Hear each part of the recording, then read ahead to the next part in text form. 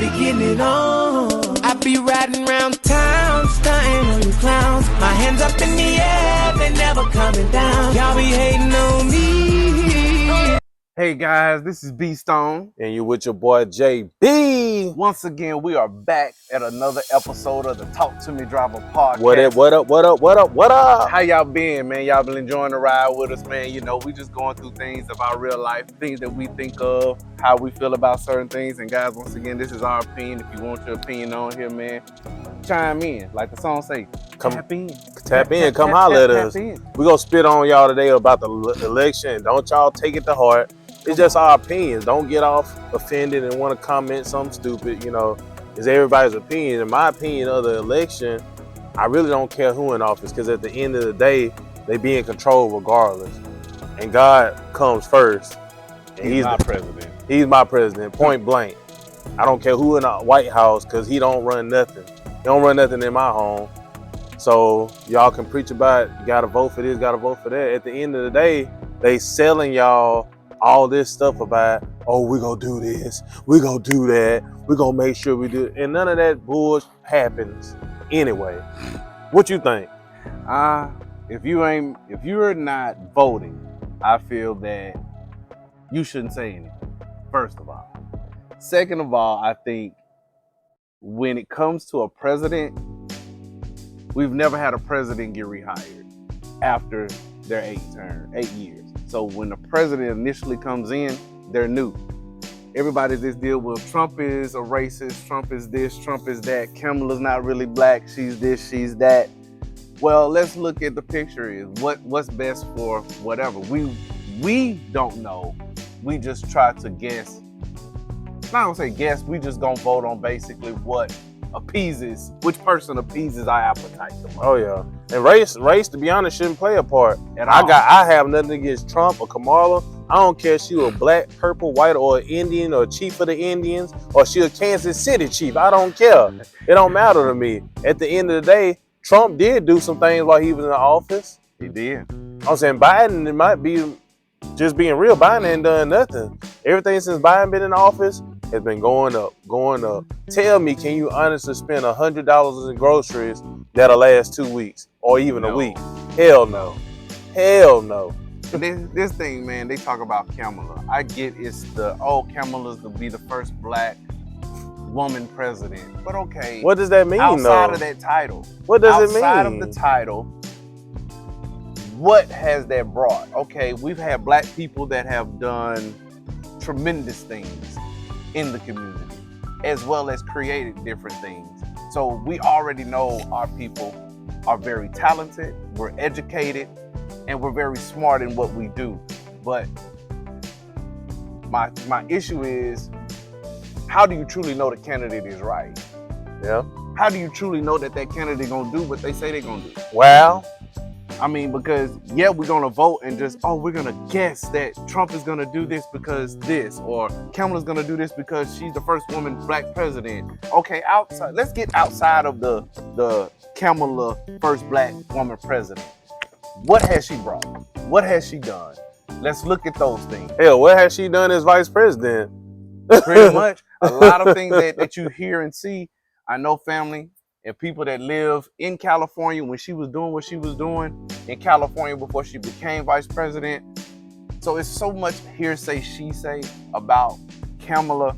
It's like, okay, if we're gonna talk so bad about these two individuals, why is there not anyone else that can come up in the middle of this and be that one? Because we've had another black guy that came in, he didn't last that long.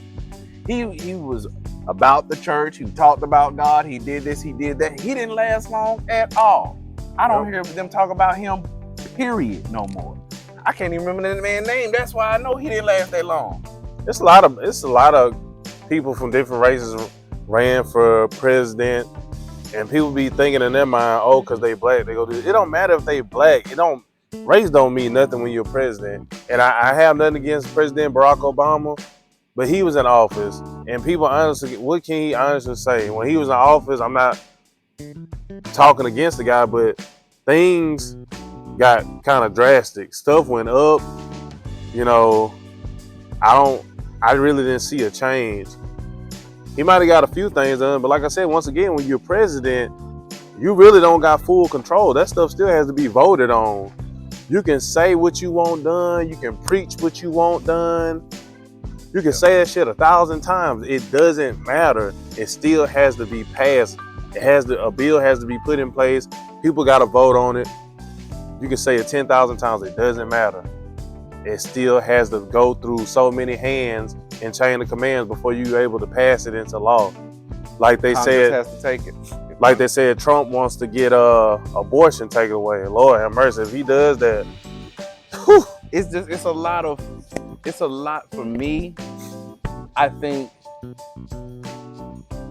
I want to get outside of, okay, Trump is a racist, Trump is a bigot, Trump is this, Trump is that, Kamala's not really black, Kamala's not doing this, Kamala's not doing that.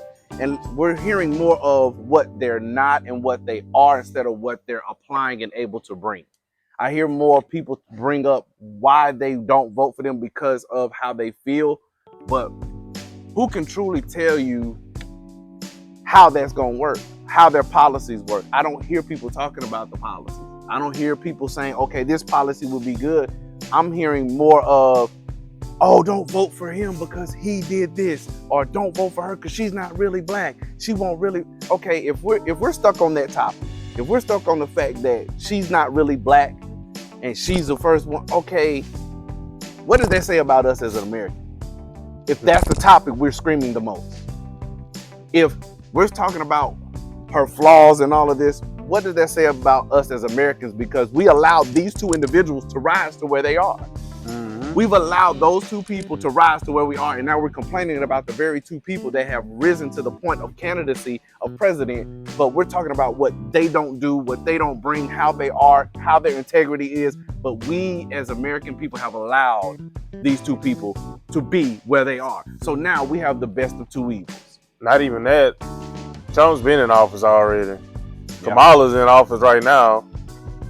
Even though she's vice president, but she quickly took Biden's spot because he dropped out. And another thing, people don't even realize, you had a Kennedy that was running. And it's not oddly strange that he dropped out. They don't want no Kennedy to be president, and people know why they don't want no Kennedy in office. Why you think they assassinated JFK? Man, go check back in your history. Go get on Google like you do anyways. Go check your history and know what was the reason that they assassinated JFK. He knew too much. He knew too much. He was trying to stop what goes on now. What goes on now is anytime there is a war, the United States manufacturers fund both sides. And that's what he was trying to stop. Think about it. Ford, the company Ford, was the first company for Hitler. The vehicle Hitler rode in had a Ford motor in it. But we were at war with Hitler. But Ford, the company, manufactured those vehicles for that purpose. So for a war, money is made. Oh, yeah. So you got to understand, okay, we're doing this, but anytime there's anything war related, business is done both sides. That's like me. Like, I'm with you, but I know some you don't like, and then I go to them and do business with them and help them become successful against you, but I'm also helping you become successful against them. Yeah. And it's like, we like, oh, the world is at war. We're all these people. Yes, it is a tragedy that these people are losing their lives and these people are dying. But let's look at the reality. How are those people getting those guns? How are those people getting those equipment? How are those people getting the medical attention that they need when we go to war with these people? How are they getting that medicine? It's our medicine people selling the stuff to them, and they're giving it back to this. And we're the same things that we're using, they're using. And the same companies that are selling it to us over here is selling it to them over here. That's why when you look at people, I was talking to a friend today, we were talking about investing, and people be like, first thing somebody want to say, oh, I don't want to invest in it because the world is at war. I learned something the other day, bro, that over the last 30 to 45 years, the investment market has increased so much even when there was 9/11. Because you want to know why? It was a Taliban. It was a war on America's territory. Mm-hmm. But guess who funded the things that needed to be done? The plane that they was on American soil. Yep. The people that they got here through Americans. So we had to let him in. So we're letting the very enemy in, and then we're fighting against the enemy and telling the very people that we're saying we're trying to protect you from, we're letting them come. So it's like, okay, why would I run from an investment in a sense of tragedy? Because in a sense of tragedy, money is being Spent. multiplied. Yeah, it's being spent. Just like say right now, if I die, the first thing we gonna do, we go grieve. We go buy some food. Yeah. Everybody go bring all the drinks, the sodas, everything, all the food. Keep bringing food because you spending all this money and you don't even realize it at the time because you're grieving. Yeah. So you're trying to avoid crying and all that stuff going on. You spending money because you're grieving. You're on a high roller coaster. You can't sit still, and you're not realizing what's going on. That's how all this stuff goes with the wars, and it's all about power. Yep. And there's one thing about the Kennedys, that family was powerful. Oh yeah. They were too powerful, just like JFK Jr. It wasn't a mistake that his plane crashed. Nah. That man was a lawyer. They already knew he was getting groomed to run for president. And I'm pretty sure he would have been president, but still, he got taken out. Yeah, man. So there's like the reason RFK dropped. He dropped out of the race to endorse Trump. Why would you drop out the race so early? That don't make sense. Why would you waste that money to drop out? It ain't cheap running at all. And then if people been bought into your campaign, now you done wasted their money. Yep. So now you got to think about, he had to go back to those campaign people and say, hey, look, this is what I'm finna do. Would you mind if I take your proceeds and put it into this? Mm-hmm. Because now it's feeding something else that's supposed to feed the agenda that they want.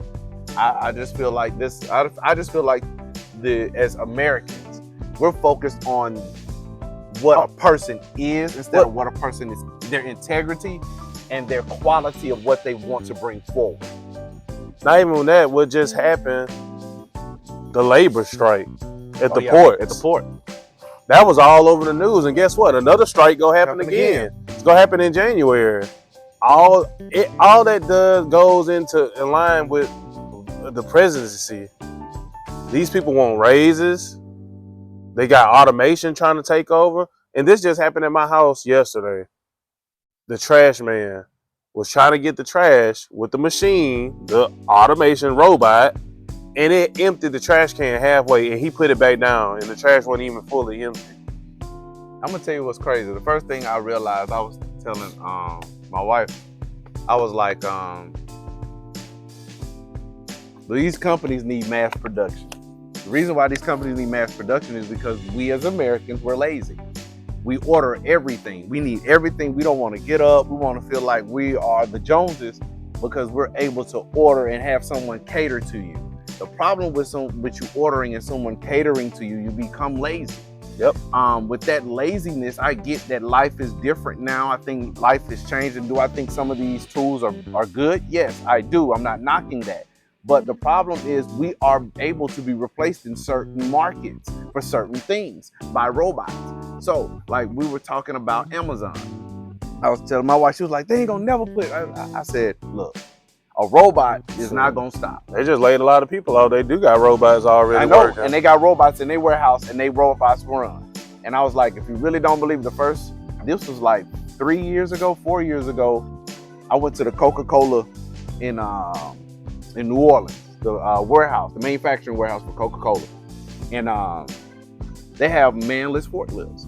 The manless forklifts, once the Cokes are packaged and come off the assembly line and they're stacked, the forklift comes up to the stack, pick it up, take it, and go deliver it to the section that it needs to be delivered to, or it puts it in line of the load that they're needing to load for when that truck backs in that it does. And these are strictly manless forklifts. So just because guess what they getting paid? Nothing. Nothing. They saving so much money by putting robots in place. So beware for that port strike. Any port you at, just believe that pays attention to what's going on, because it's all about with the election and the presidency. Everybody's gonna be on strike. People are gonna be upset if things don't go their way, and they go strike. You got all this automation going on. You even got an automated taxi cab. Man, you got so much stuff in automation now, it's ridiculous. The problem with automation is we get mad at it, but we use it. We would use it in our home. If we had automated it where we could automatically like say, hey, go get me some cookies, or go get me some bread, or go get me this, and it go and you sit at your couch and you go do it and it do it, you would get it. That's just like the remote control make people lazy. Man, when I was younger, I was the remote control. Yep. I had to sit at the TV and punch the little thing and turn the little knob. I was the remote. But then when it came from that to that infrared, now the remote is, but we don't want it. We don't want automation. We want it, but we don't want it because it replaces us. And oh, it's not fair. Why would they put us there? Why would they do that to us? We need to take care of our families. Well, hell, stop calling in unnecessarily. Not even that, shoot. Once they start doing automation on the wrong things, so many people gonna lose their job. Yeah, because it's like the biggest thing is people are scared because of transportation, saying, "Oh, it's gonna go." The issue with transportation and they going 100% automation is because with a truck, a robot cannot gauge certain things. A robot is programmed to do things. Yes, you can put a trail, but there ain't gonna be no damn lines. I'm sorry, y'all. There ain't gonna be no lines on the highway that this robot follow, and it take them all the way to the warehouse, back it up into the dock that it needs, because they can say go to door 4. They don't know where door 4 is because they don't know every warehouse. I seen an automated 18-wheeler, but I don't think it was United States. It was overseas somewhere, because automation over there is big time overseas. They got them here. They got them. When I tell you, they got them. When you look at the front of them, it's a globe on the right, globe on the left, and it's a globe in the center. It reads the lines. The only thing the driver has to do is sit there and make sure that truck stays in between the lines. Now, when it comes to a warehouse, it gets to the destination and it needs to be docked. That's the issue. You still need a person. Always gonna need one. and then you're talking about going electric with an 18-wheeler. Yeah, they're improving, but the problem is those trucks carry 70, 80,000 pounds. So you're weighing with truck and load and trailer, you're 80. Going up a hill, you burning juice. Just like you burn fuel. It takes more power. So it's like one battery go out, you done. And now you sit. You gotta replace everything. And then now you gotta sit up and recharge everything. So it's automation is good, but automation can come to the point in certain areas, especially when it comes to e-commerce, warehousing. That could be easily done. Only thing you need to do is man paperwork, and then you got that via computer. So once an order come in, all you got to do is program the order. The robot go pick it up, and you sit at home, and you got a 230-something thousand square foot warehouse operated by 100% robots, and everything's being done now for forklift. But Brian, guess what? I ain't in the transportation industry. I work from home. But you're using an automated thing. Your computer is considered some form of. But it need me to turn it online though. Okay, it just needs you to turn it on. Yeah, I gotta turn the computer on. But then what? It don't need you to go to the program. If you them computers, you can talk to the computer. Oh, so you saying I'm gonna lose my job? You could. You could eventually. Y'all better wake up. You could eventually. You better wake up. Oh, I work from home. You ain't gonna work from home for too long. They got automated services that can call in, and they think about it. Okay, why would they come out with the AI? Think about AI. They're already starting to use AI for customer service, answering the phone. They ain't got to deal with an attitude. AI is, if you look at your phone, they're actually digitalizing and understanding your emotions, your trends and effects of what you do and how you talk. So how you use AI is basically they're taking that data, using that data, and they're going to eventually collect that data to actually make it to where, hey, look, sound like this.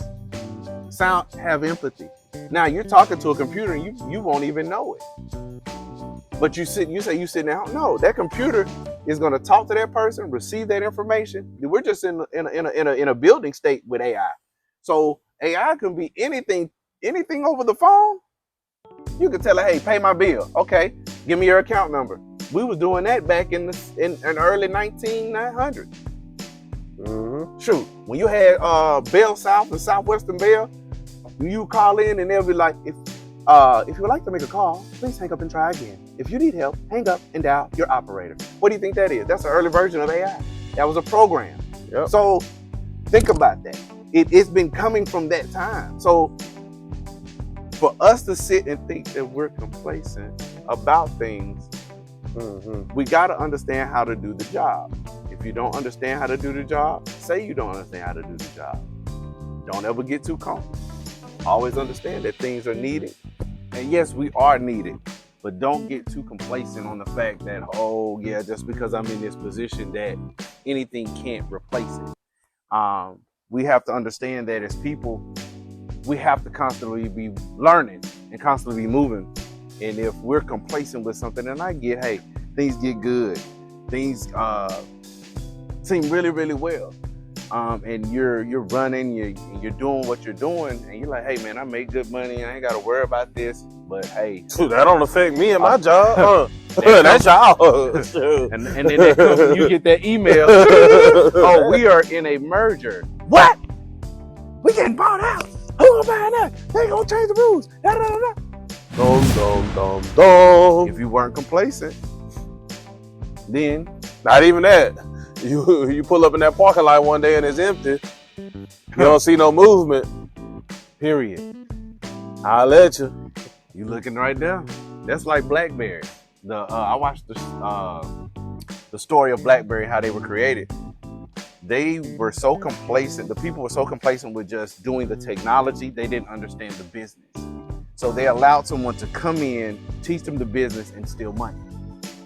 Try to change certain things and do things because we get so complacent on the thing that we're comfortable in instead of peeping over into what we need to know, so that when life happens, we can say, oh, we could change this, or I understand how that is. Let's go get some ideas here. I said, because BlackBerry was one of the biggest cellular phone companies, manufacturers at one point. Oh yeah. Before Apple came, Trio, Palm, they couldn't keep up with BlackBerry. BlackBerry has some good phones. You turn around, man, you do all that's going on. The guys were so, and it just blows me. That's like the Ronald McDonald, like McDonald's. The owner of that, the people got so complacent with just where they were. They couldn't see future, or they were scared to see the future because they were happy with where they were. Now look at McDonald's.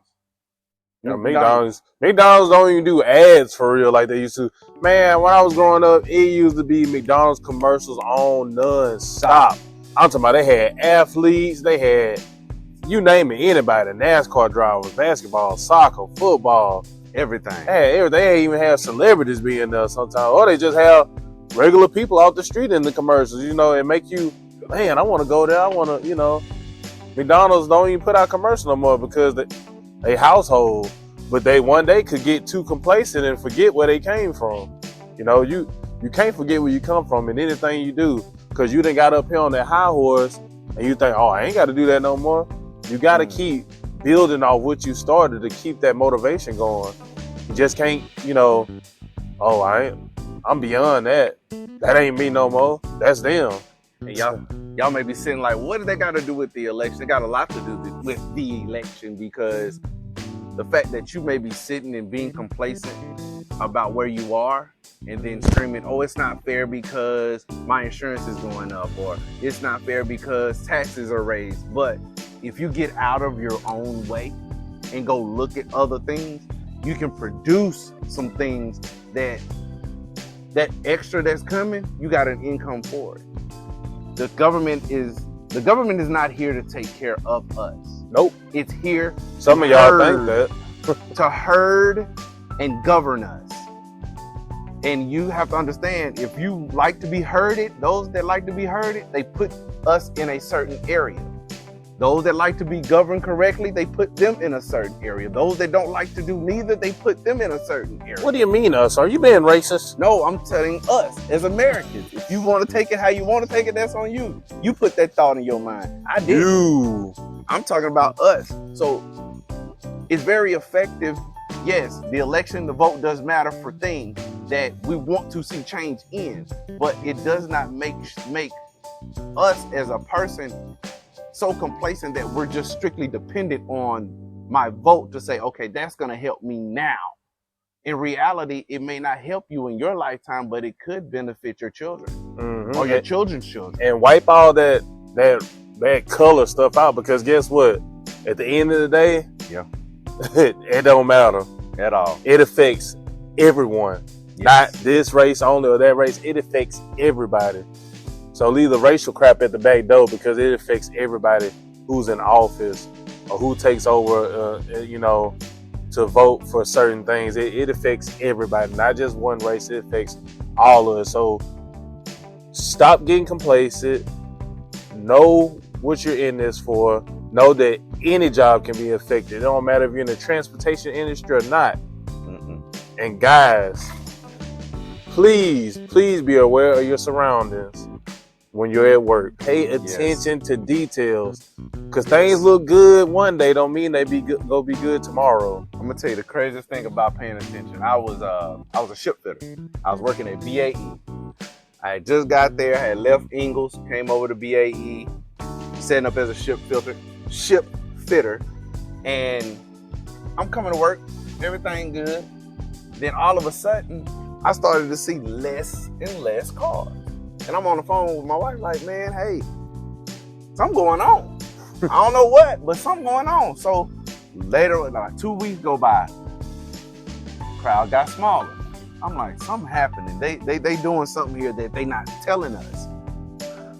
Excuse me. The week of Thanksgiving, they laid us off. All they did was give us a turkey. A cold turkey. And then say, you can come back next year when we start to hire back. And to this day, that's been over 12 years and I still have not got that call. So we as people, we get complacent off someone's word. The problem with hearing someone's word, yes, you believe it, but you got to still move in motion for yourself. Yep. Because if you don't move in motion for yourself, you're putting your livelihood in someone else's hands. So just understand, always be aware, always be moving, always be learning, always be learning. Yep. So guys, I mean, that's all I got right now, bro. You got something else? That's it. We're going to wrap it up. This is another episode of Talk to Me Driver. Make sure y'all be aware. Y'all be safe during these holidays. Drive safely. No drinking and driving. Be careful out there.